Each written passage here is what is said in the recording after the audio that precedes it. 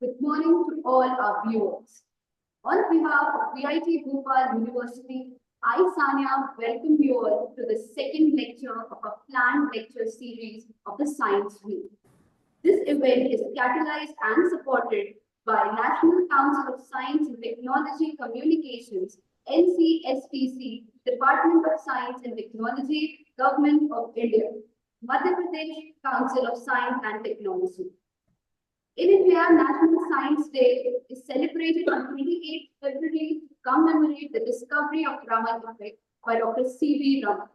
And today, it's our honor and privilege to have with us Dr. Janardhan Padmanabhan, FLA. He's a senior professor retired at INSA Senior Scientist, Physical Research Laboratory, Department of Science, Government of India. And he'll give us a talk on our two-faced sun. If we take it for granted. About Professor Janardhan Padmanabhan, he's obtained a PhD in 1991 from the Gujarat University and then joined the Physical Research Laboratory in Ahmedabad as a faculty member in 1993. He's currently working as an INSA Senior Scientist in the Astronomy and Astrophysics Division at PRL.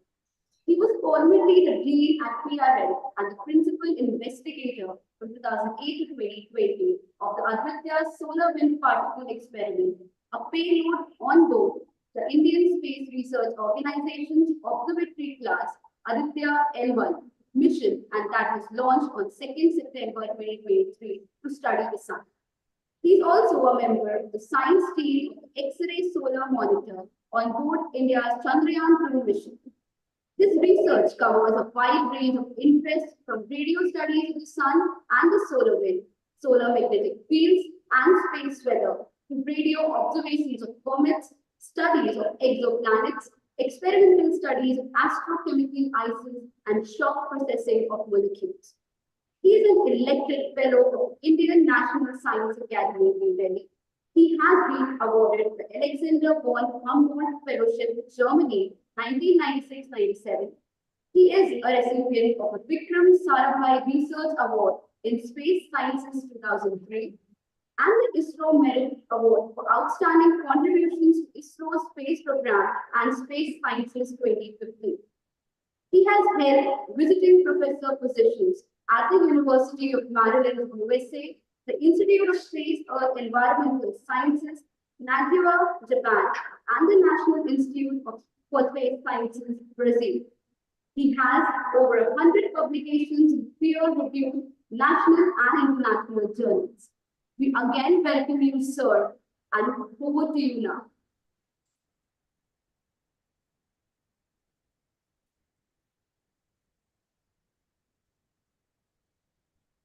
Thank you very much. Can you hear me? Yes, sir. It's audible. So shall I share my screen now? Yeah, sure. Okay, there it is.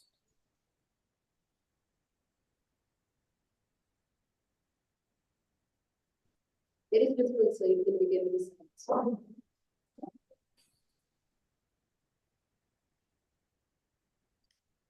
Okay, good morning, everybody, or good afternoon. I don't know where to move this screen. Okay. So first of all, thank you very much for this opportunity to talk to you all. It's been a great pleasure. I would like to thank the organizers for putting this all together. Having a little difficulty moving this thing. Yeah, okay. So at the outset, let me thank the organizers. And as you can see, we're already a little bit late, so I will start straight away. As you can see from the title, main point is, can we take our sun for granted? We'll come to the two-faced aspect of the sun a little later.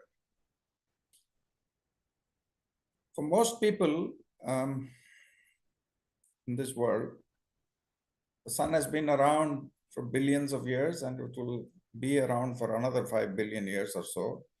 So why do we worry? We carry on with our lives as usual, with not a worry in the world. But the question is that the appropriate thing to do?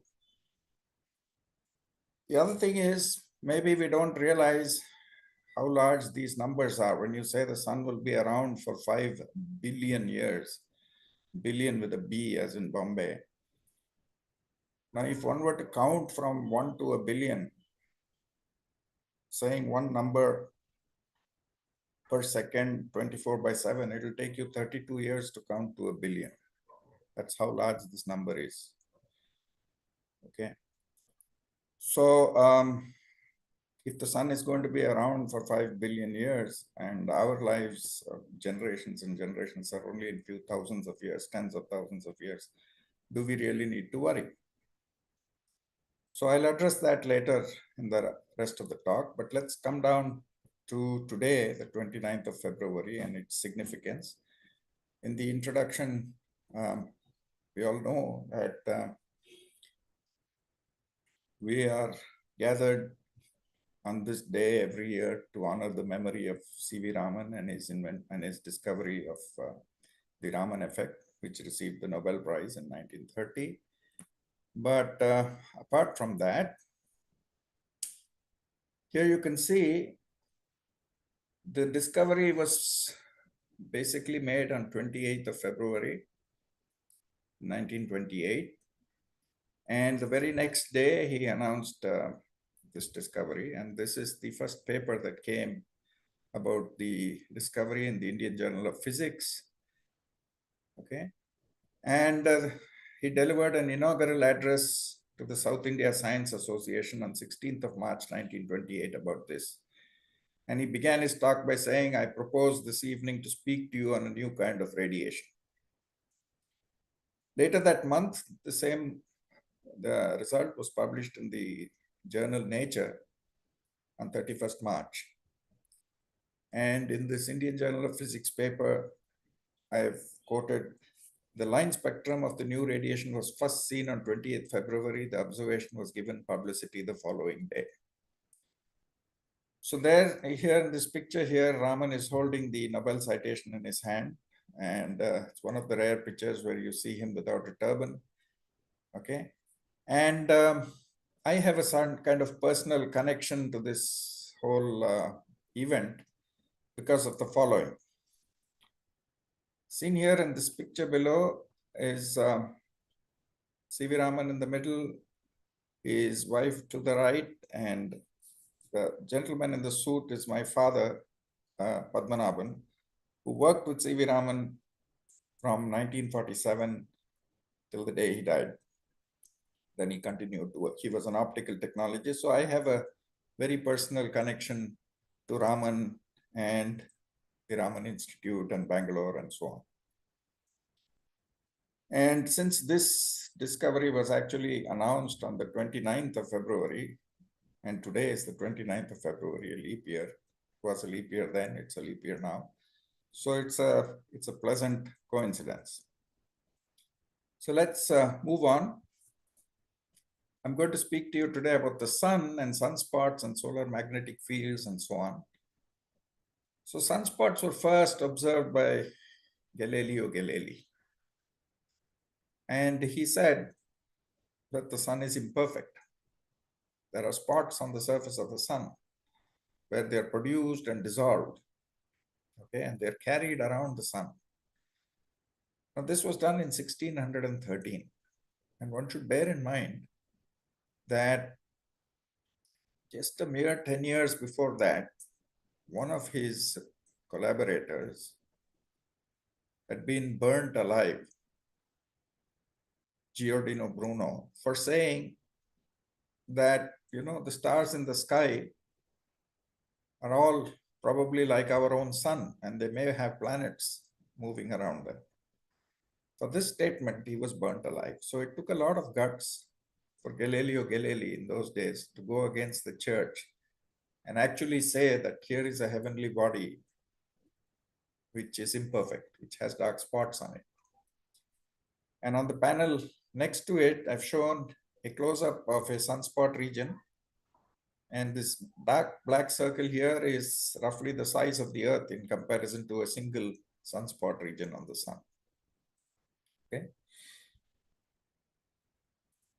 Okay, let's get into some very brief history. It all began with this gentleman Schwabe, German. He was a apothecary by profession, meaning he worked in a pharmacy. Okay. And 200 years ago, he discovered the sunspot cycle. And how did that happen? Well, he was convinced in his mind that there was a planet orbiting the Earth, orbiting the sun, at a distance closer than Mercury. And he wanted to discover that planet. Okay, he already had a name ready for it. He wanted to call it Vulcan, after the Roman god of fire. And so for 17 years, between 1826 and 1843, every clear day he went and observed the sun. And he thought it would be quite easy to discover this planet, which is orbiting the sun, because as the planet moves around the bright disk of the sun, at some point it has to move across the face of the bright sun. And if that happens, then you will observe the planet as a nice, beautiful dot, okay, moving across the face of the sun along some chord. Okay, and here is what is shown here is the transit of Venus. That never happened. He observed the sun for 17 years, and all he found was sunspots. But being a careful observer, he recorded these spots, their positions and numbers. And after 17 years, he wrote a book called Solar Observations during 1826 to 1843, and he faded into the annals of history. Later on, Rudolf Wolf, who became the director of a solar observatory in Switzerland in around 1845 or so, he was intrigued by what Schwabe had written in his book. And so he went back, collected all the available data until then, and he determined that indeed the sunspots shown here are the sunspot number as a function of time. He found that indeed the sunspots go up and down in number, okay, with a periodicity of 11 years. However, the amplitudes, okay, are not the same. They vary quite a bit. The period remains the same. This green band here is the period when Schwabe observed. And these, Rudolf Wolf then went on to name the cycle starting in 1755 as solar cycle 1. And we are now in solar cycle 25. Okay. So if you look at this plot, you will see that there are sometimes successive cycles that are very low amplitude. That means very few sunspots. And such periods where 3 or more, 2 or more actually, sunspot cycles are very low are known as various kinds of minimum. This is called the Dalton minimum.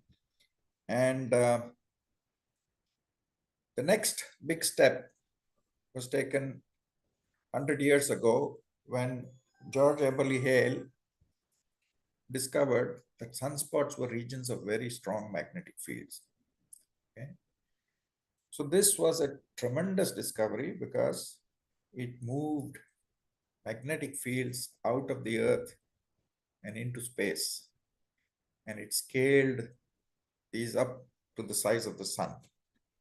Today we know that magnetic fields are there all over the universe. Almost every natural event in space is driven in some form or the other by magnetic fields. They're ubiquitous. Okay, so now let's look at a very quick kind of tutorial on some of the things we know about the sun. Okay, the first thing you need to remember is the sun does not rotate like a solid body. The equator rotates much faster than the poles. The equator rotates once in about 25 days, and the poles rotate once in about 35 days. This is called differential rotation. The second thing you have to remember is that the magnetic fields on the sun are buoyant. What that means is that if this rectangle here represents the photosphere, and there is a bundle of magnetic flux tubes under that, then these magnetic flux tubes will rise and poke out of the surface of the sun in loops, because if you take the external pressure as shown here, PE, the external pressure will be the sum of the internal pressure plus a contribution due to the magnetic field, which is B squared by 8 pi. Therefore, the internal pressure will almost always be less than the external pressure. And so this will be like pushing a balloon into a bucket of water. It will be buoyant. It will rise up. So magnetic fields will rise out of the surface of the sun. Okay, and they will therefore come in pairs. They have a polarity. They will come out here, which is the northern polarity. The fields coming out of the sun and the fields going into the sun will be the southern polarity. And here on the third panel, you can actually see these magnetic loops with the foot points being the sunspots. Fine. Now, what does differential rotation do to these magnetic fields? Differential rotation will twist these magnetic fields, as you can see here. And when you twist magnetic fields of opposite polarity, at some point, the opposite polarities will come together and there will be a reconnection. And this reconnection is almost always explosive in nature, with the release of energy, as shown here in this inset. And down here, you can see actually a twisted, if you look carefully, you'll start with one twisted magnetic loop, which is reconnecting and exploding and throwing material out into space. Okay, so this is an explosive release of energy. We call them solar flares. And apart from solar flares, there are other explosive events that happen on the sun, which I will come to later, which are much, much more violent than the solar flares. Now, just to complete the story I started in the previous slide, here are sunspot cycles. I'd shown you sunspot cycle 1 to 9, and here is sunspot cycle 10 to 25, or 10 to 24. We are currently in solar cycle 25, okay? And solar cycle 25 is expected to peak in July of 2025. However, I've put a question mark here. It appears that that is going to happen much sooner. It will probably happen sometime this year. So that is the reason I've put the question mark. So what I will try to show you in these initial few slides is some of the, this is the expected behavior of the sun, that it goes through these sunspot cycles and so on. It has an 11-year peak, but some unusual things have been happening in recent times. And this is one of that the sunspot cycle peak is coming about a year, we think, at this point of time, earlier than expected. So that has to be looked into. The other unusual thing that has happened, which has never happened before in the past 25 cycles, if you look, successive solar cycles from cycle 21, 22, 23, and 24 have each been weaker than the previous. Okay, so the question was, what will the amplitude of cycle 25 be? Will it be weaker? And actually, no, it is slightly stronger, but it's not so strong that it is greater than cycle 23 or so. It is still weak, but stronger than 24. Right, now, let me come to another, how do we study the long-term behavior of magnetic fields? Now, shown here is what we call a synoptic map. That means these green and blue regions are sunspot regions. Okay, the different colors, red and green, represent the different polarities, north and south, of these sunspot pairs. And shown here is the Carrington longitude from 0 to 360, that is one full rotation of the sun. And the latitude, instead of showing it from -90 to +90, we are showing it as sine of latitude. Right, so this is called a synoptic map for one rotation of the sun. We call these Carrington rotations.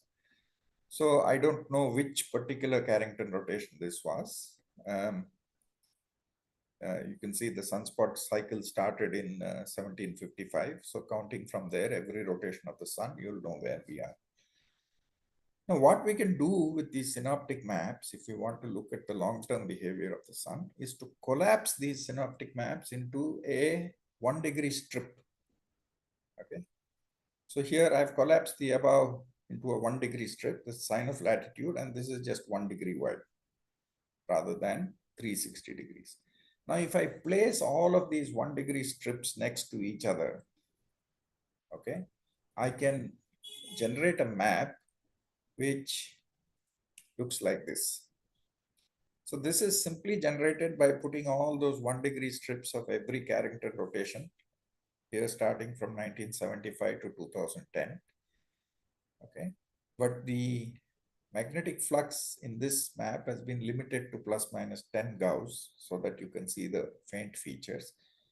And what you see is the sunspot region. Okay, I told you sunspots, when they first appear on the sun at the start of cycle, they appear around 30 to 35 degrees in north and south. And then these sunspots slowly decay and move towards the equator with the progression of the cycle. But what you can also see is flux is going up to the poles, okay, in both hemispheres. And if the yellow and blue represent different polarities, what happens is this flux goes up, the blue flux blows up here, replaces the yellow. So the yellow becomes blue, the blue becomes yellow, and so on. So every 11 years at solar cycle maximum, okay, the poles of the sun flip. On the earth, it happens once in 30, 40,000 years maybe, or even longer. But on the sun, every 11 years, the solar polar north becomes the south and the south becomes the north. This is called the polar field reversal. And this diagram is called a butterfly diagram because these sunspot pairs, as they drift down to the equator, they look like the wings of a butterfly. So it's called a butterfly diagram. Now, like I already mentioned, sunspots come in pairs, okay? The leading polarity in the northern hemisphere will have the opposite sign as compared to the leading spot in the southern hemisphere. So the leading spot will move towards the equator in both hemispheres. And when they reach the equator, they'll cancel out, whereas these trailing fluxes will go to the pole. Okay. So supposing you had 1 unit of flux of a certain polarity in the North Pole. Then to change the polarity, you need the trailing flux from the Northern Hemisphere to be 2 units. It carries 2 units of the opposite flux, it cancels out the old flux and imparts a new polarity. So that's how the solar dynamo works. And this is called the Babcock-Leighton mechanism. Okay. And that is what I have described here. And what you can see from 1980 onwards, I've shown here how the polarity flips. For example, here the northern polarity is reversing and going to southern polarity in the northern hemisphere. Okay. And then south is going back to north, north is going back to south, and so on. So you have a magnetic cycle of 22 years. Okay, when it comes back to the same polarity, and 11-year cycle of opposite polarities. Now, the reason I have put a question mark here is if you look carefully here at this part of the plot, okay, which I will expand later on, let's look at it. Before that, let me say that again, I've shown here cycle 20, 21, 22, and 23, and you can immediately see here in the circle part, the minimum of solar cycle 23 was very extended. Okay. This has again never happened in the past if you compare with the earlier cycles. The last time such a thing happened was over 100 years ago. Okay, so we had an extended minimum. So this minimum experienced the slowest solar wind, the weakest solar wind dynamic pressure and magnetic field as compared to the earlier 3 cycles. Again, a behavior that was unusual. And if you looked at the solar polar field reversal cycle 24, you can see the southern hemisphere reversed as expected in November of 2013. But the northern hemisphere, which had to go from south to north, it reached the 0 latitude. It remained at 0 for 2.5 years, and then it started rising. So in this period, June 2012 to November 2014, which was a period of 2.5 years, the South Pole had reversed to have a southern polarity, but the North Pole had not reversed. So for 2.5 years on the sun in cycle 24, 2012 to 14, we did not have a dipole configuration of the solar magnetic field. Okay, it had only one pole, magnetic pole, I mean. So I'm trying to point out all of the unusual things that happened in recent times. Okay, the sun has been observed for 400 years now, and more or less it followed the expected behavior. We thought we knew a lot about it, and we could relax, but that's not the case. Unusual things are happening. Now, why did this very unusual reversal happen like this? That one hemisphere reversed, the other hemisphere did not. I've taken that same butterfly diagram, which I spoke to you about earlier, and instead of sign of latitude, I have replotted this in latitude, and that's why it looks a little odd. And I've also restricted the flux, the magnetic flux, to plus minus 10 Gauss. And then if you take cuts across this and plot it, so it's plotted in the lower this thing, you can see that red polarity is going to blue, blue is going to red, and so on.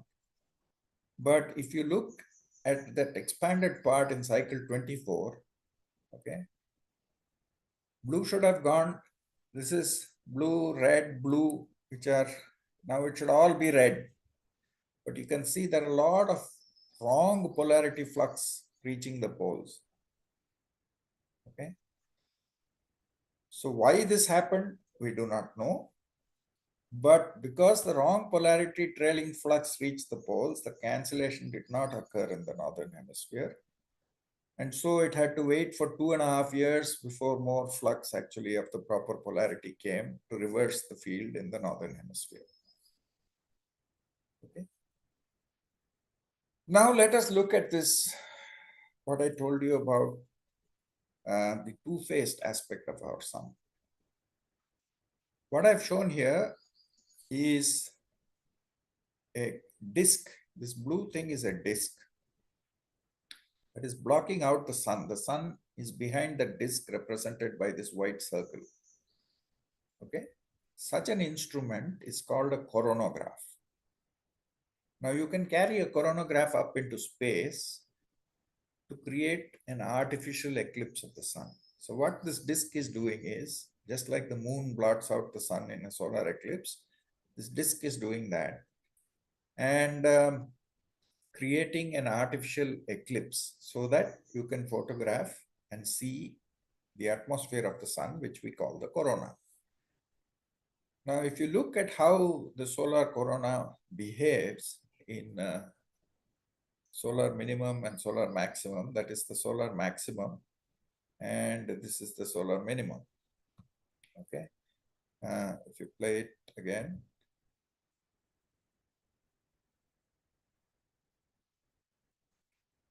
I don't know why this is not playing. So you can see these huge explosions happening on the sun.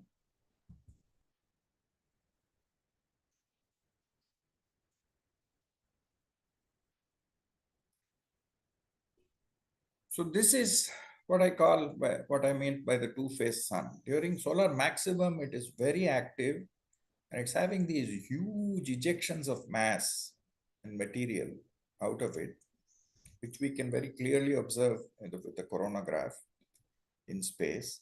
And during minimum, it is very sedate and silent, and you can see just a normal solar wind flow. And sometimes, if you're lucky, you can see comets. You can discover comets that are moving around the sun. That is comet Hyakutake going around the sun. The question is, how much of mass is ejected in each of these ejections? We call these as coronal mass ejections, or CMEs. 10 to the power of 13 kg of mass is ejected in each of these explosions.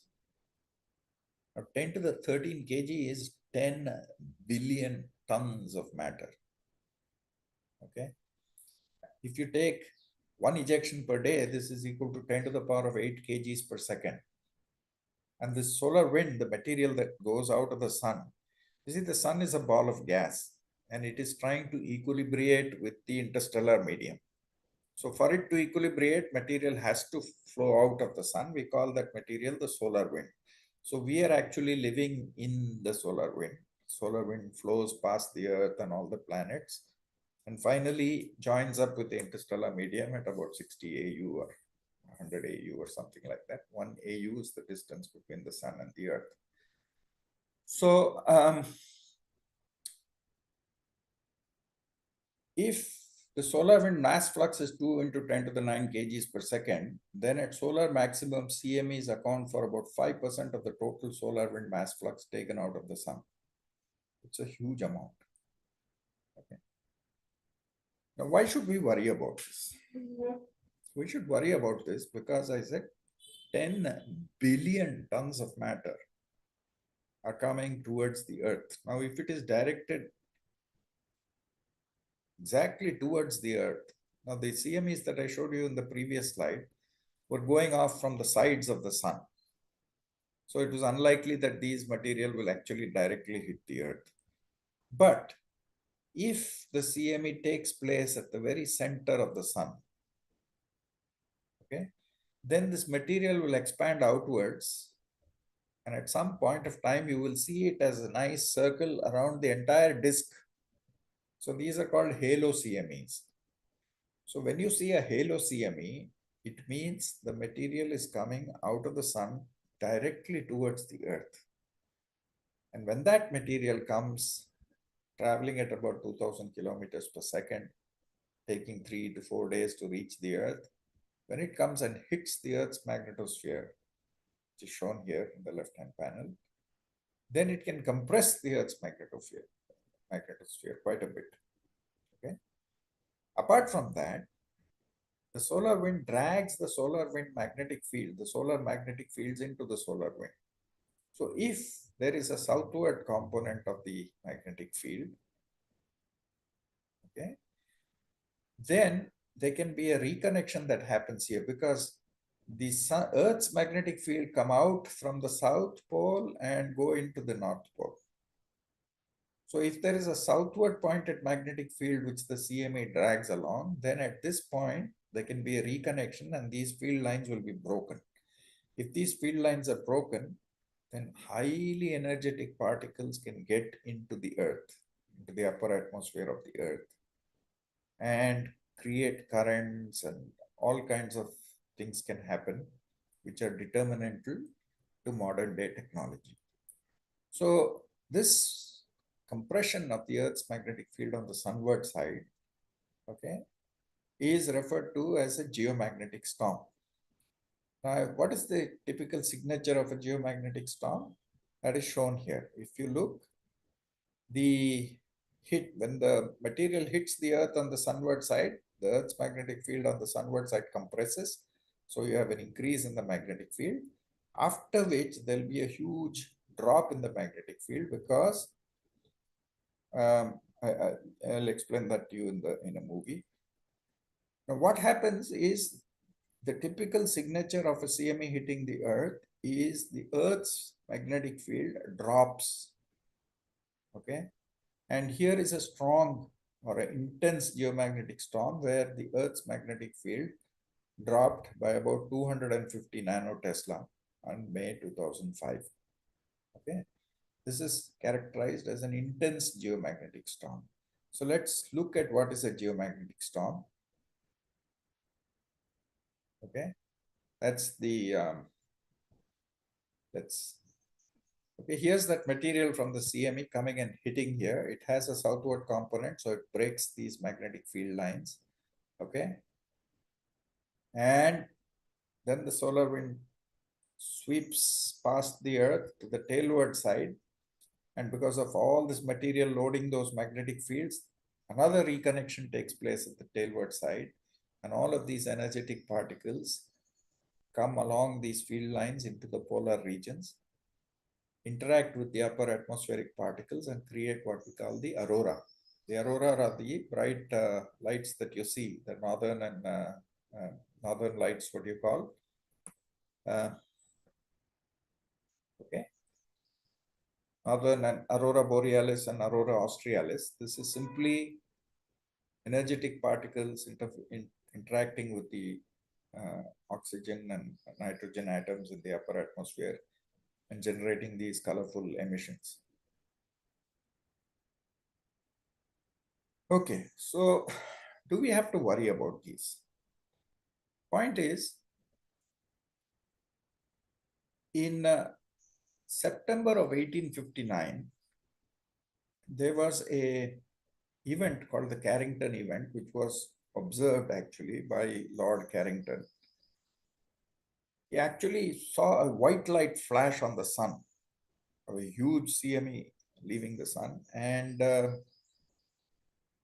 this CME, the material from that CME traveled in 17.6 hours, covered a distance of 150 million kilometers and hit the Earth. It is estimated that the Earth's magnetic field dropped by about 1,600 nanotesla. Now, if you look at all the strong storms, geomagnetic storms in recent times, when I say recent, I'm talking from the space age, which started in 1957 with Sputnik going into space. So from 1957 to now, if you look, none of these storms have been greater than 600 nanotesla. And this is 3 times stronger than that, 1,600 nanotesla. And many of you may not know, but from 1845, we have a magnetic observatory in Kolaba near Bombay, which has been observing changes in this horizontal component of the Earth's magnetic field. Okay. And Surutani and Lakina and other people, they went back to that data and recalibrated all of it. And here is a plot of that particular geomagnetic storm. You can refer this paper if you want. Now, this Carrington storm was one of the most intense geomagnetic storm in recorded history. The CME that initiated that storm took only 17.5 hours to travel 150 million kilometers. Okay, so it's about 2,500, close to 3,000 kilometers per second it's traveling. The aurora was so bright that one could read by its light. In fact, miners in the Rocky Mountains who were, they woke up early thinking that the sun had already risen because it was so bright outside, and they started making breakfast. The only piece of technology that existed in those days was the telegraph. And telegraph operators were surprised to see that even after they unplugged their batteries from the telegraph system, the telegraph continued to work because this fluctuation in the Earth's magnetic field induced ground currents, and these ground currents got in through the earthing systems and kept the telegraph running. Okay, so this was a really, really amazing event, and the question is the following. We have been looking, we means me and my collaborators have been looking at solar magnetic fields since a long time now. And we noticed the following, shown on the upper plot panel is a measure of the solar magnetic field, okay, as a function of time. And you can see from about 1995 or so, the polar fields in this latitude range, 45 to 78 degrees, showed a sharp decline, monotonic decline. This red line is a straight line fit to this decline. And this dotted line is an extrapolation. Okay. Now, if you extrapolate this decline and if you assume that this decline will continue, then by 2034, you will not have any sunspots on the sun, which means magnetic fields will be extremely weak on the sun. Now, I don't have the time to go into this, but there is another ground-based method called interplanetary scintillation. Okay. Interplanetary scintillation is basically a radio analog of the twinkling of stars in the night sky. When you look at a star in the night sky, it twinkles. Why does it twinkle? It twinkles because of the changes in refractive index, okay, in the Earth's neutral atmosphere. So a ray of light coming from the star actually travels a very zigzag path, and it momentarily, the light enters your eye, leaves your eye, enters your eye, leaves the eye, so on. So you feel that the intensity of the star is going up and down. Okay. Now the same thing happens at radio wavelengths. Okay. When the electron density in the solar wind changes. So if you look at a radio star, a star that emits, or a source that emits radio waves with a radio telescope, then the signal will twinkle. We call it scintillation. Now you can use that scintillation to determine the electron density fluctuations in the solar wind. Okay. And the electron density fluctuations in the solar wind, we refer to them as microturbulence. And we can measure how this microturbulence is changing as a function of time. Okay, and you can see that the microturbulence in the solar wind is also dropping with the same slope as the solar magnetic fields. And that is logical because it is the solar magnetic fields that are pulled into the solar wind. Okay. And therefore, if that field is weakening, then the microturbulence is weakening also. And again, if you extrapolate that, that also goes to a very low level in 2034. Okay. Now, when solar magnetic fields go to very low values for extended periods of time, we call that a Maunder minimum or a grand minimum. And these solar Maunder minima were first detected by Annie Scott de Maunder, who was a lady. In those days, ladies were allowed to do their PhDs and things, but they were not given a degree. They were not allowed to publish papers and so on. And she was the first to detect that we had a Maunder minimum, in fact, from 1715 to from 1645 to 1715. Okay. And in more recent times, here is a plot from the Ulysses spacecraft. The Ulysses spacecraft was the first spacecraft that left the ecliptic plane of the Earth. You know, the Earth orbits the sun, and the plane of that orbit is called the ecliptic plane. Now, when you launch a satellite, all these satellites that we launch from the Earth will remain in this plane. Leaving this plane requires a lot of energy, a lot of money and stuff. So Ulysses was the first satellite launched by man to actually go out of the ecliptic plane, take a look at the northern polar regions of the sun. So here is a plot of the measured solar wind dynamic pressure. What is the solar wind dynamic pressure? The pressure which the solar wind exerts on the Earth, on the Earth's magnetosphere. It's called the dynamic pressure. And you can see during its first orbit, Ulysses, okay, 92 to 98, as the green curve, okay, and on its third orbit, 2004 to 2008, is a clear drop in the solar wind dynamic pressure. So we already had some indication that the something was happening on the sun and the magnetic fields were weakening. but people didn't pay attention to it at that time. But now more and more people are paying attention to it. Okay. So what we did after determining this is, if the solar wind dynamic pressure, that is the pressure that the solar wind applies on the sunward side of the Earth's magnetic field, if that is weakening, then obviously the Earth's magnetic field will expand outwards. Okay, imagine you opening an umbrella, something like that, it'll all open outwards. So we went ahead and modeled the size and the shape of the Earth's magnetosphere. Okay, and this is the results of that modeling effort. Okay, and you can see what is plotted here are the size and shape of the Earth's magnetosphere along the x direction and on the transverse direction. So the red curve is 1996, the green curve is 2008. So between 1996 and 2008, the Earth's magnetosphere expanded outwards by 1 full Earth radii. Okay. And at the time we published that paper, this was in 2019. So we made a prediction of what the position of the Earth's magnetosphere in 2020, that is defined by this blue line. And the shaded part is a 95% confidence interval. Right.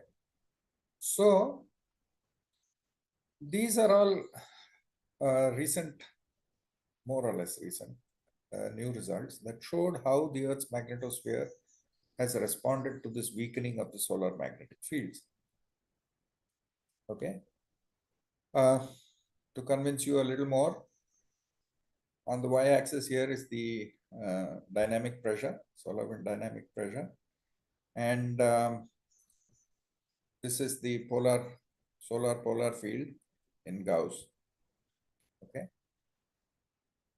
The red dots are from January 1995 to December 2017. The black is from 1975 to 1994.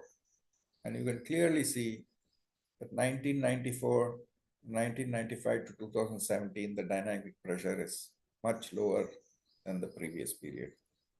Okay. So this has been a systematic decline in solar magnetic fields.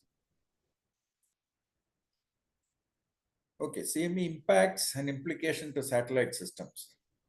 Now, on the left here, I've shown you how the Earth's magnetosphere looks. The circle here in the middle is the Earth. And like I told you, you have the magnetic fields going from south to north. Okay. And this is the sunward side. This is the tailward side. The magnetopause sits at about 10 Earth radii. Okay. And the bow shock of the Earth sits at about 14 Earth radii. Okay. The sun is on this side, on the left side. Now this red circle here represents the geostationary orbit. Now, all of you know what is the geostationary orbit. It lies at 6.6 Earth radii. A satellite placed in this orbit over the equator will take 24 hours to make one orbit. And the Earth also is rotating under it at the same rate. So imagine yourself walking around a chair, always facing the chair. Okay. So a satellite placed in the geostationary orbit will appear to remain stationary over any given latitude on the Earth. Okay. Which is why all our dish antennas and things point to a specific region in the sky, because we're looking at a satellite in geostationary orbit from which we are receiving our TV signals. Now, this is a very, very important orbit for mankind, because all of the trade and commerce that we undertake, banking, commerce, chat boxes, whatever that we do today, are all going through satellites in this orbit. Okay. Now I've shown here a coronagraph, sun at the center. The black thing is the coronagraph disk. And here is a CME. And this snow that you see after the CME is charged particles, highly energetic charged particles that are hitting the detector of the satellite. Okay. So if I take, for example, 3 kilo electron volts as the energy of these particles randomly, then you will be getting about 10 to the 11 particles per second per meter squared at the detector. Okay. And all of you, being students at VIT, will know that energetic particles can destroy, solid state equipment. Now, if you take 1 MeV particle, which is 3 orders of magnitude greater, then even if the number of particles go down by 3 orders of magnitude, it's still 10 to the 8 particles per second per meter squared, which is also a huge, huge amount. So these energetic particles, when they interact, when they hit the satellites, they can cause the satellites to charge up enormously. They can cause a solid state equipment to fail. We call these, sometimes the computer will reboot randomly on board. These are called single event upsets, okay? Because the solid state devices, when charges pass through them, they can behave randomly. Right, so if you have an earth directed CME that comes and hits the earth here, and if this earth's magnetic field gets compressed to below this point, below the geomagnetic, the geostationary orbit, then you have havoc. Potentially all of these satellites can be damaged. So earth-directed CMEs pose a clear and present danger to satellite systems. And I've just told you why, okay? Now, when we did the modeling of the Earth's magnetosphere during those years, the question we were addressing is what was the size and the shape of the magnetosphere from 1995 to 2020 or so on. But you could also ask the reverse question. You could look at, now that you have a model to run and you have the data, you could ask the reverse question, mainly, how often has the magnetosphere been compressed rather than expanding by a CME to less than 6.6 Earth radii? Okay. And if you look here, I have put in a box 1991 and 2005. Okay, this is the period when we were well and truly connected to space by satellites. Okay, the internet and things came only after 1985. So in this modern era, we have had already 2 events where the magnetosphere of the Earth was compressed to 6.8, 6.5 using different models, almost exposing the geostationary orbit. Okay. So this is certainly clear and present danger. Tomorrow you could have a CME that was like the Carrington event. The Carrington event certainly would compress the Earth's magnetosphere well beyond this, well below this, maybe to 5 Earth radii. And this thing has happened for 10 hours and 9 hours. Okay, if a Carrington event happens and this magnetosphere gets compressed to 6 Earth radii and it lasts for half a day, 12 hours, then for 12 hours, all the satellites that we have there will get fried. Okay.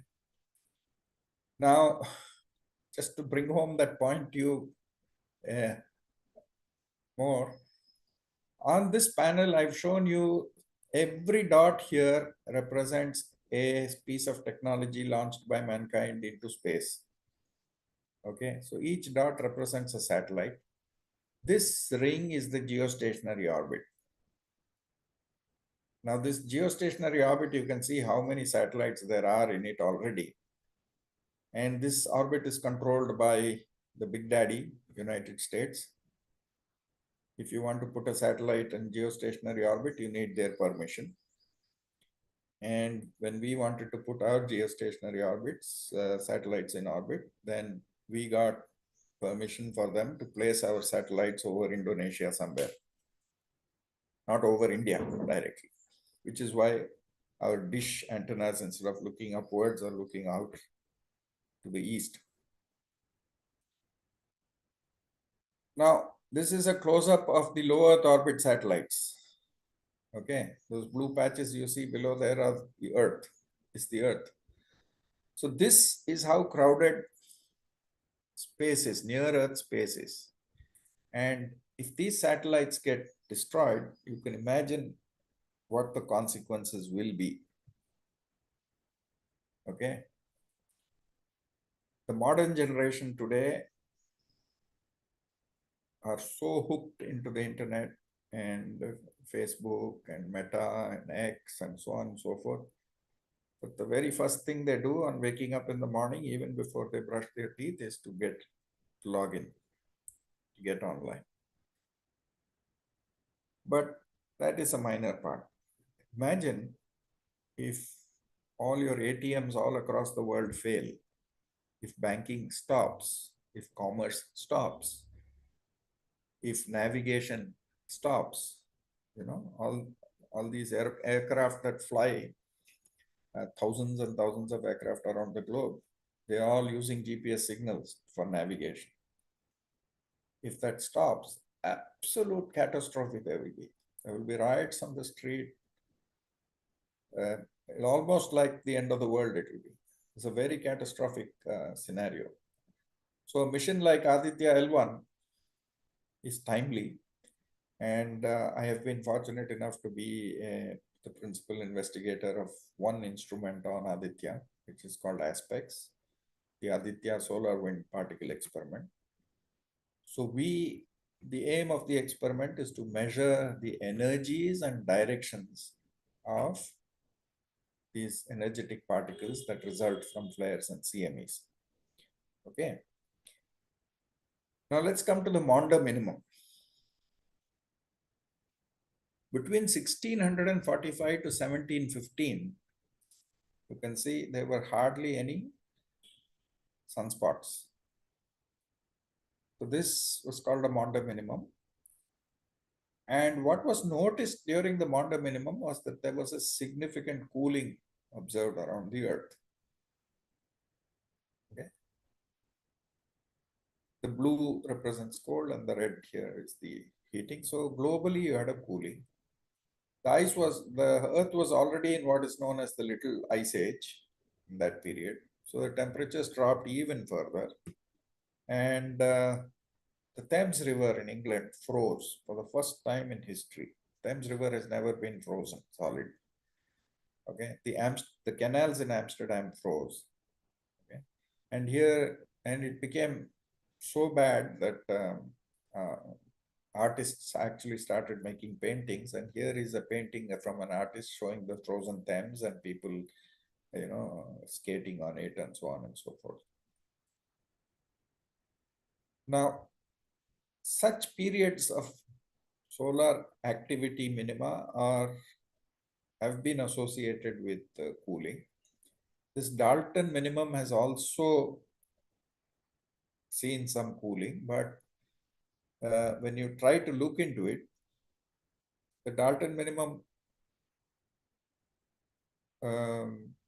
experienced a period of global cooling, but at the same time, there was a huge eruption in Indonesia of a volcano called Mount Tambora.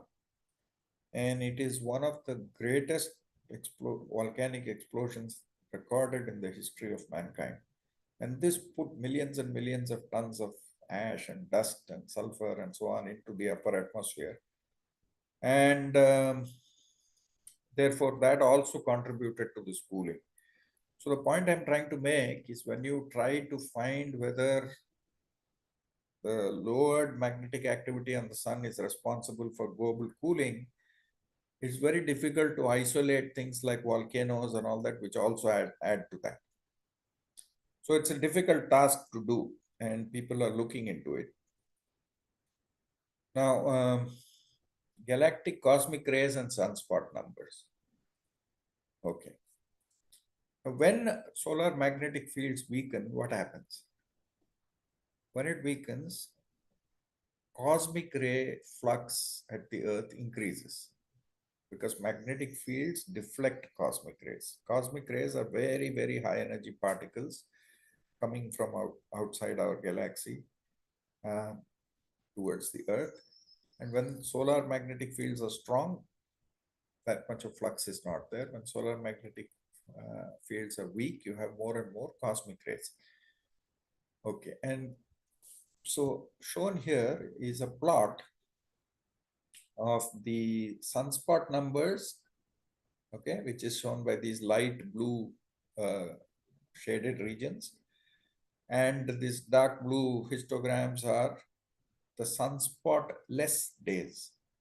Okay, out of 365 days in a year, how many days had no sunspots on the sun?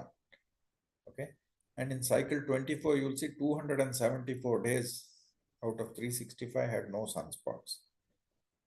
So no sunspots means less magnetic field because it is the sunspots that harbor the strong magnetic fields on the sun. So cosmic ray flux will increase, and I've shown you here on the right hand side is the galactic cosmic ray intensity, okay, for solar cycle 23 and 24.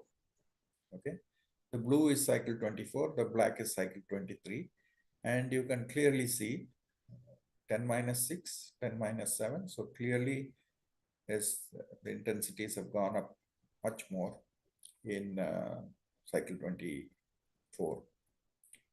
Okay. Now there is an experiment called CLOUD, the cosmics leaving outdoor droplets in CERN, Switzerland. CERN is famous for its particle accelerator, and they have built a huge cloud chamber, like the Wilson cloud chamber. And they are trying to see, they are bombarding this cloud chamber with their high energy beams and trying to see whether clouds can form in those chambers and whether they're trying to mimic cosmic ray conditions to see whether clouds form more efficiently at that time or not. The reason is clouds exert a strong influence on the Earth's energy balance. If you had more clouds, you will have more reflection of sunlight out into space, which is called albedo, and therefore you'll have a cooling. Now, there is a school of thought that believes that cosmic ray can charge dust particles or aerosol particles, and these charged aerosol particles are more efficient in cloud seeding. And so when you have weakening solar magnetic fields, you will have more cosmic rays and therefore more clouds, and therefore more albedo, and therefore cooling. Now, this is something that is being still investigated. There are no clear results on it yet, but that's the direction in which people are moving. Now, towards the end, let me tell you something else. When cosmic rays come and interact with the molecules in the upper atmosphere, they can create radioactive carbon-14 and beryllium-10. Okay. Now, radioactive carbon-14 will, of course, dissolve, mix with the water and fall to the earth, get absorbed by plants and trees. And so trees and plants will have signatures of this carbon-14. So if you measure the amount of carbon-14 in tree rings, for example, here's each ring represents 1 year of growth. So if you can measure the amount of carbon-14 in each tree ring, you can basically determine whether the solar magnetic field was weak or strong in that year. Okay.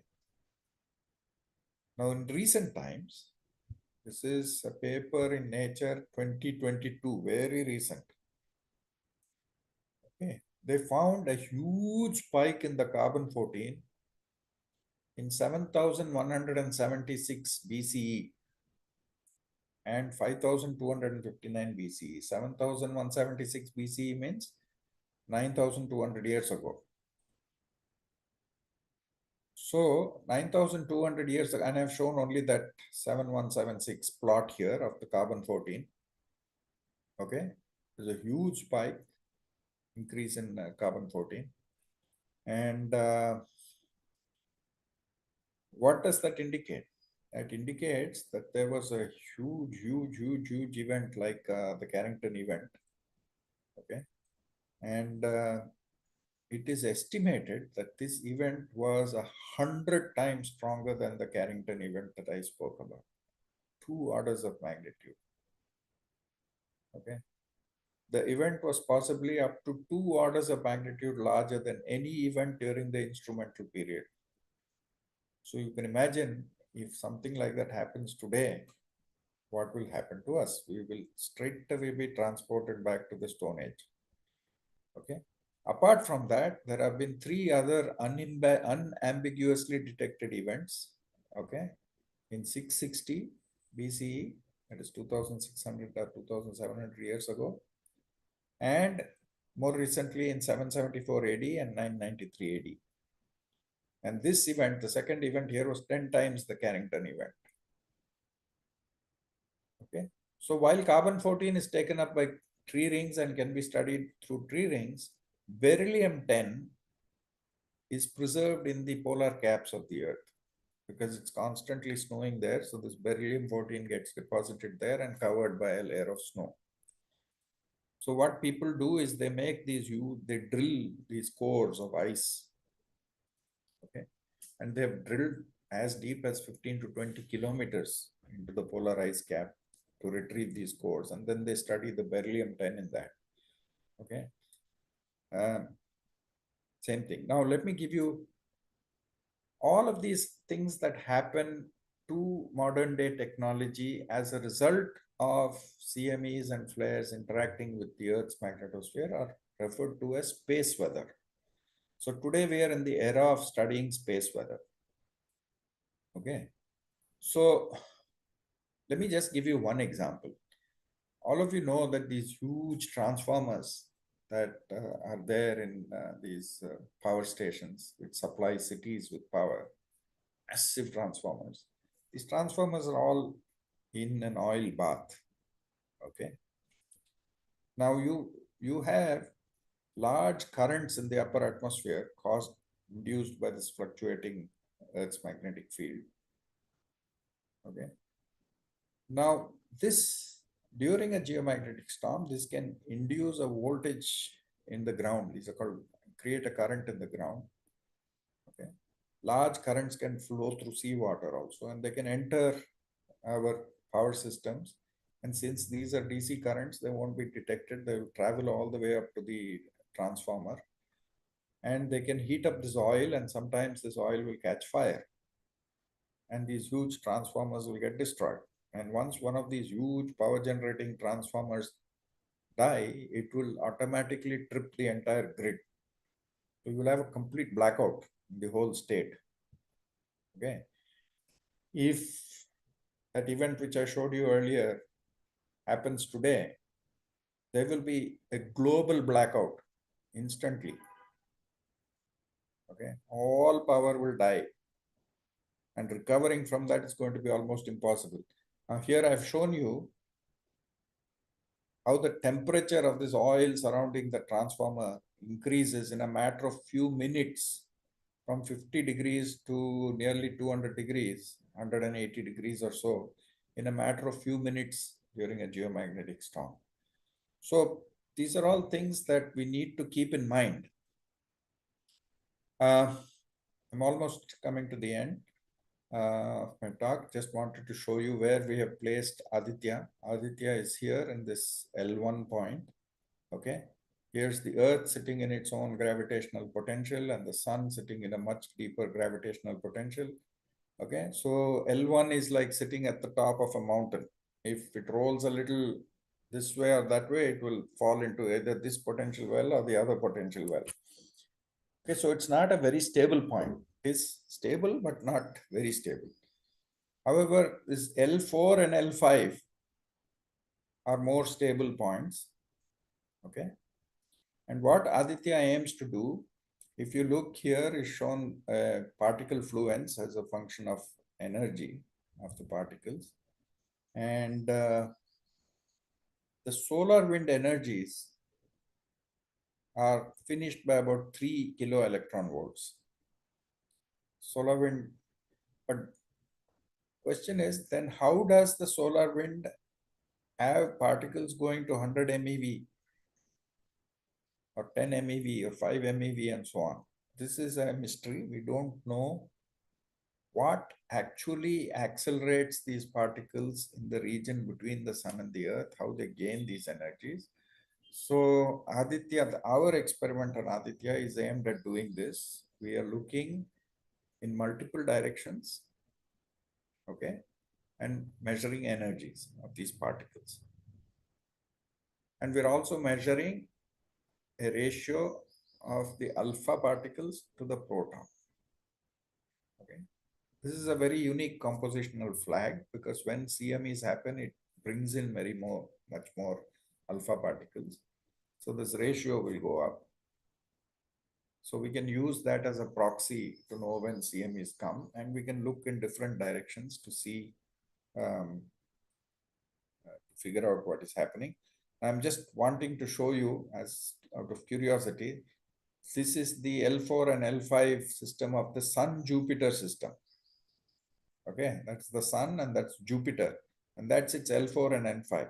And you can see since L4 and L5 are stable points, a lot of junk gathers there.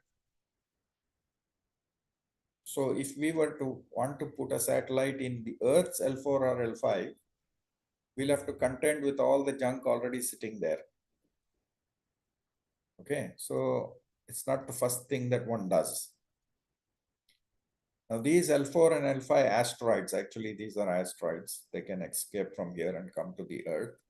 They are generally named after the Greek gods and the Trojan heroes. So these are all, one set of asteroids are called Greek asteroids and the others are Trojan asteroids. This is just some side information. Now, 65 million years ago, we had a meteorite that knocked out life on Earth, mass extinction, dinosaurs, everything disappeared. And that's the reason that we could come up. We means human beings, Homo sapiens. If the dinosaurs were still around, there's no way we could have defended ourselves from them and become what we are today. So 65 million years ago, that happened. 164 years ago, the last killer CME, which was the Carrington event. Okay. And we have to meet the ever-increasing mankind's demands for resources. So this last thing may actually kill us sooner than in the next 100 years or so, unless we have a huge CME that hits the Earth, and that can happen today, tomorrow, anytime. Okay. So with that, let me wind up this talk here and open the floor for questions. But I'd like to end with this saying from Mark Twain. There is something fascinating about science. One gets such wholesome returns of conjecture out of such a trifling investment of fact. You put in a few little facts and you ask the right questions, and you can get huge amounts in return. Okay. And I have to also, because I come from the physical research laboratory, I put in a statement by Vikram Sarabhai. It is necessary in creative work to be able to see squirrels and birds. Okay. Meaning you have to be able to immerse yourself in nature while thinking and so on and so forth. I do some bird photography as a part-time hobby, and here's a barbet feeding its young. So thank you all for your attention. I'd be happy to take questions. Should I stop sharing?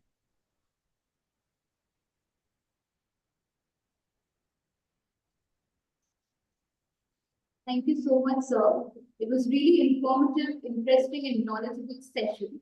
I hope the students and all our viewers got valuable insights from this. I would request you to please stop presenting the screen now. Thank you, sir. And also, I would now like to open up the questions and ask the audience if they have certain questions and they will cover.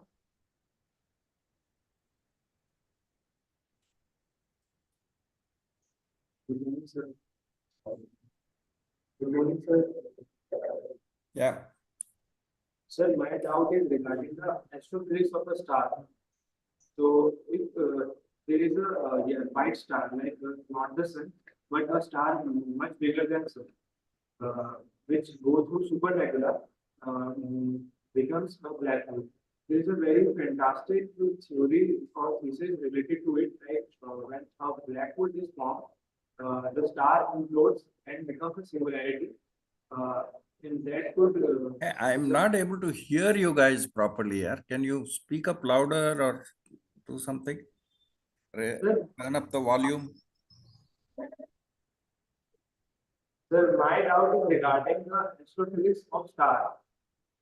So, sir, my doubt is regarding the astrophysics of stars.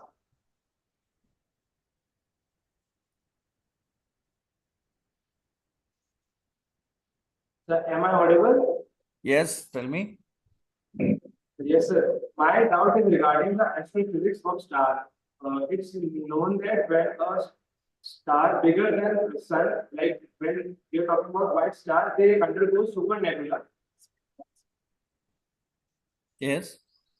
Yes, sir. So when they undergo the supernebula, the star implodes into becoming a black hole. That may result in a big bang inside it. So it was a very fantastic thesis I read from Neil deGrasse Tyson. So what are your beliefs about it? Well, yeah. See, this is a more cosmological kind of question. When the universe was formed, there was only hydrogen and helium. Okay.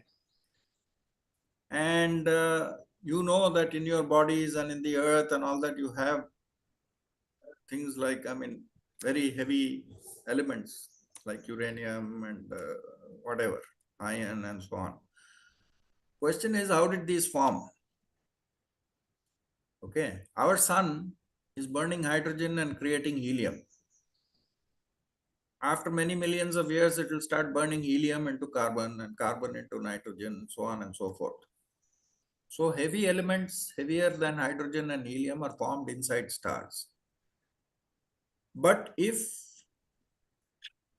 the star, the initial star, was more than about 8 or 10 solar masses, as big as our sun, then this process, our sun is burning hydrogen and our sun looks like a nice, beautiful round ball because there's a perfect balance between the radiation pressure and gravity. And so it maintains that nice, beautiful shape.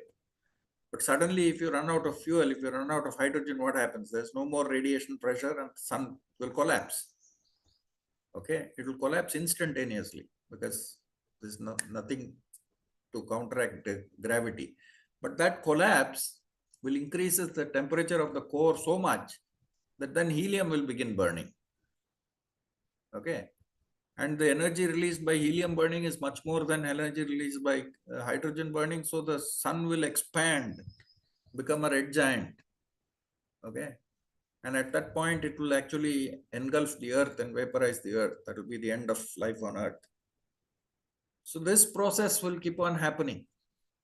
But if the initial star is more than 10 solar masses, then this contraction expansion business becomes unstable. And at some point, it will explode. And this is called a supernova. And during that explosion, elements heavier than iron are formed. So all elements on the periodic table that are heavier than iron, like silver, gold, uranium, whatever, are formed in these huge explosions called supernova. Okay, and when the star explodes, it seeds space with all this material again. And then a new star will form, and that new star will have all these other elements. And then planets will develop around that. So we are basically children of the stars. Every element in our bodies formed inside a star billions of years ago. Okay, so this cycle continues. I hope that has answered your question, but I'm not very sure. Yeah. Thank you, sir.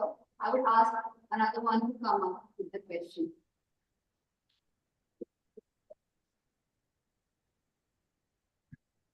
Yeah, please speak up loudly. Good afternoon, sir. Good afternoon. Sir, I have two questions that I wanted to ask you about. Firstly, in news, we have heard that there is a solar storm approaching Earth. So, and also it is believed to it will cut down the connections for a few weeks and months. So, what is your understanding and insights about it? How can we prevent it, or what measures can be taken to be safer? Actually, I couldn't get your question here. Can you speak a little slowly and loudly? I'm sorry, this connection seems to be a bit poor. Maybe let me just try if I can hear it better with this.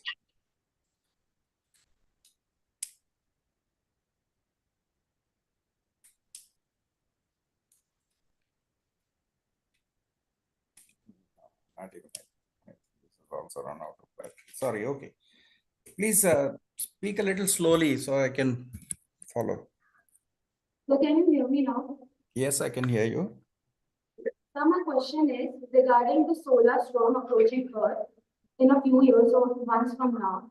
I wanted to ask about, like, it is believed to cut down all the connections and, shut down the life on Earth, apparently. And what are your insights and suggestions about the measures that can be taken in order to be safe from it or prevent it somehow, taking use of technology? Yeah, the thing that is of utmost importance now in understanding these solar storms, which can potentially destroy life on Earth, is to be able to predict when those CMEs happen. Okay.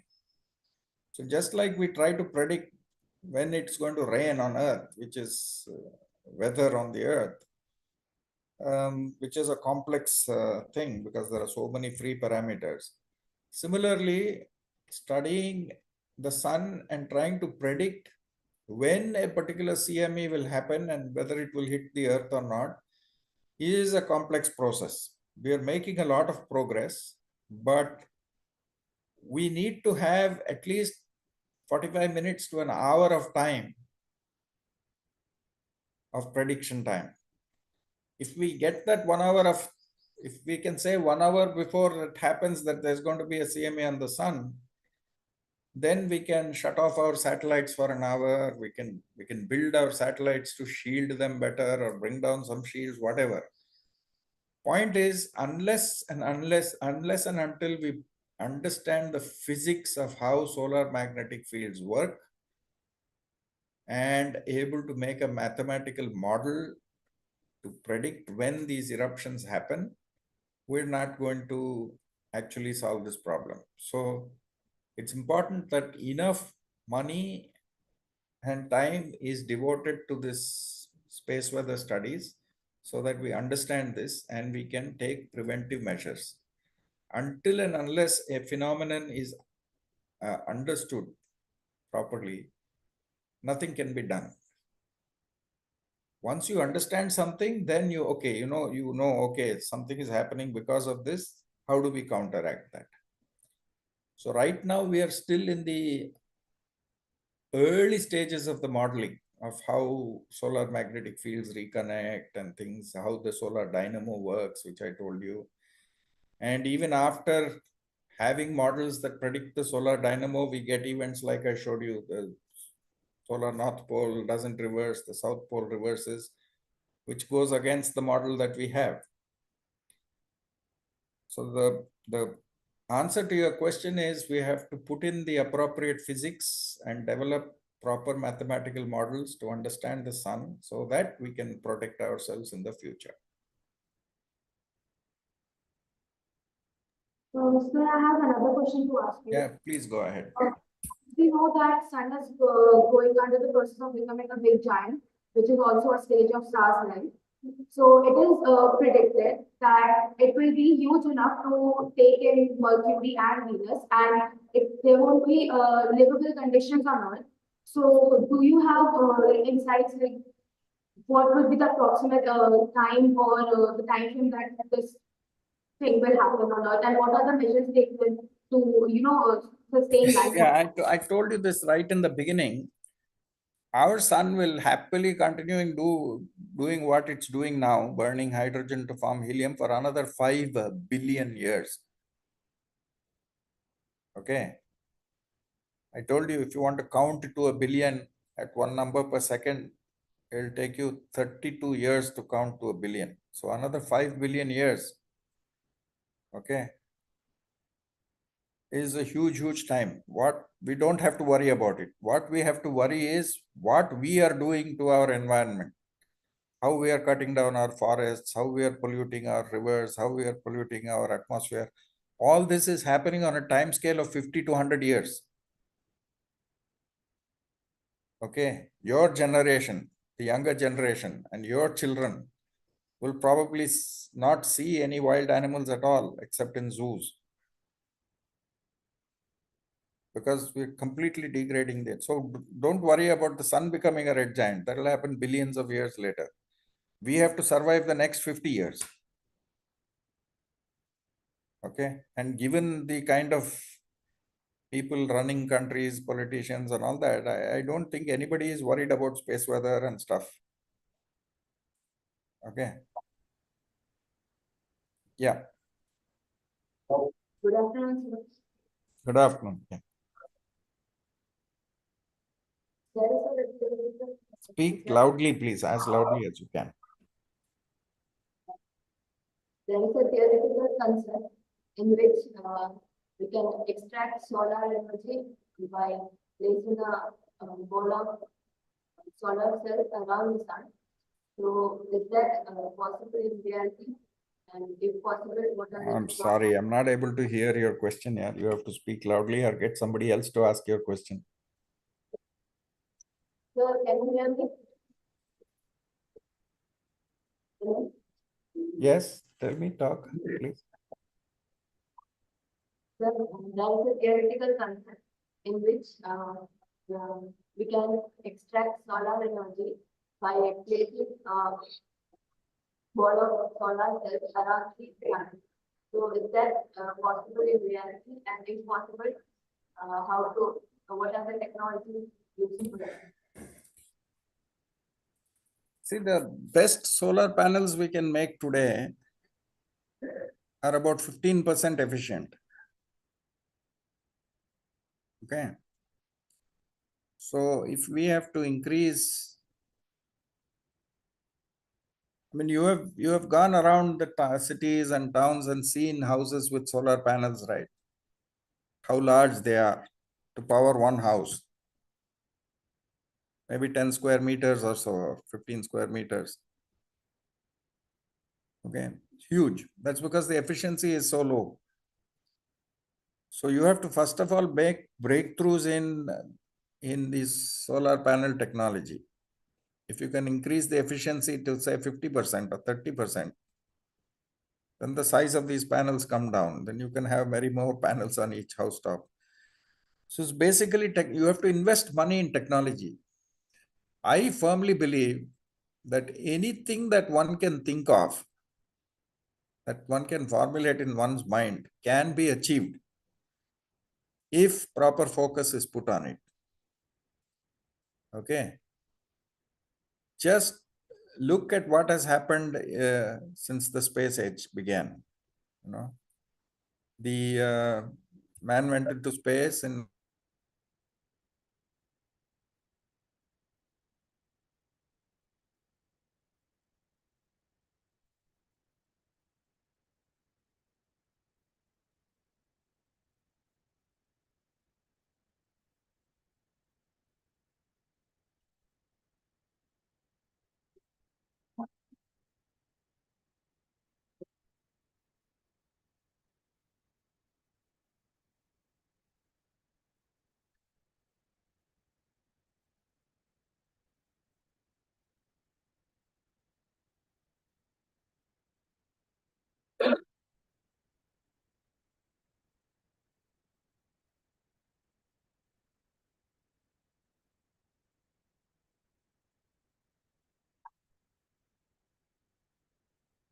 Okay, so.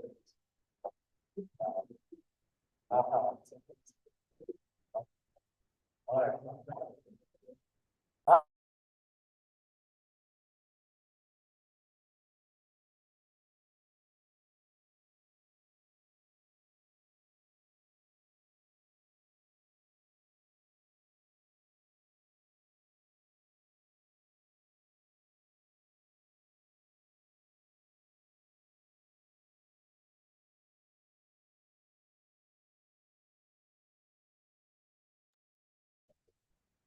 I would now like Suresh to deliver the thanks.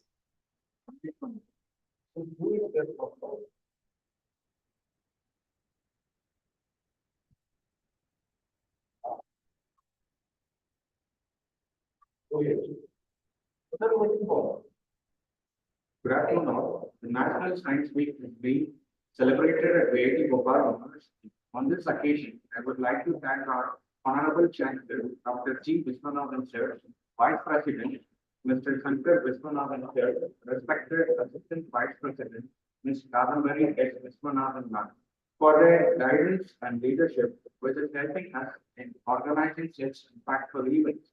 I would like to thank today's speaker, Dr. Janardhan Padmanabhan, Senior Professor at ARL Ahmedabad. In this science week, we will be having a lecture series where speakers hailing from all over the globe will speak in their line of expertise.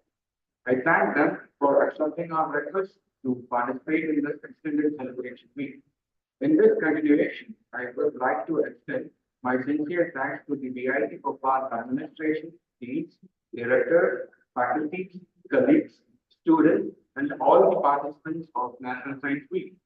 I would like to thank Coordinator Dr. Sarath Tripathi and Co-Coordinator Dr. Pradeep Kashyap and Dr. Ashok Kumar Bharat for their continued support as the esteemed team members of organizing the meeting.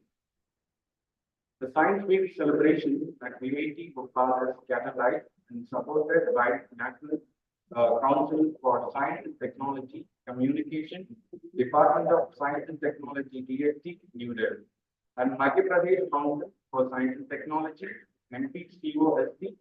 On behalf of VIT Bhopal, I thank NCSTC and MPCOST for giving the opportunity to celebrate this for me.